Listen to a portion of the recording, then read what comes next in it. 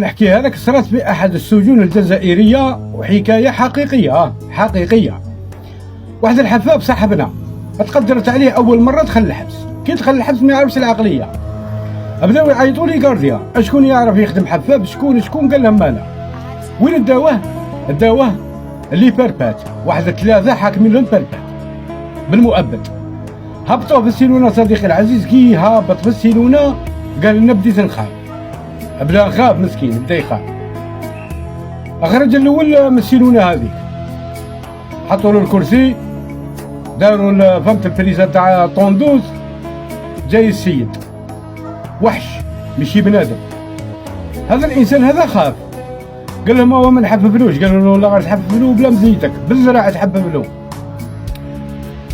نهار اللي قعد فوق الكرسي يا صديقي العزيز ماشي بنادم، الشعر نايضلو في كل الاماكن، الشعر كاسيلو كاع الخليقه تاعو، كاع الكور تاعو يطلع هكا وينحيلو في الشعر.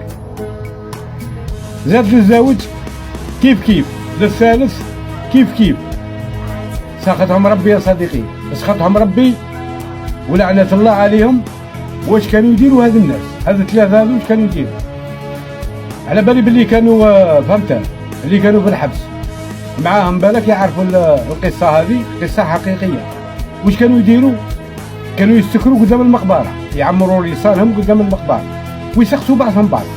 اليوم شكون مات تمرة هكذا وكذا، يروحوا يجبدوها صديقي، يعاودوا يغسلوها ويديروا فيها صوالح انت وما تامنش.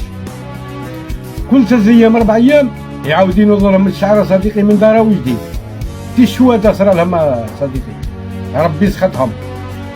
على بالي بلي الحكايه هذه بزاف ناس ما يامنوهاش، بصح والله غير صرات في احد السجون الجزائريه.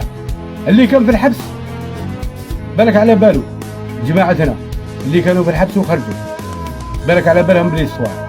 المهم كما تدين تدان، دير الشر تخلص، والله دير الشر والله تخلص.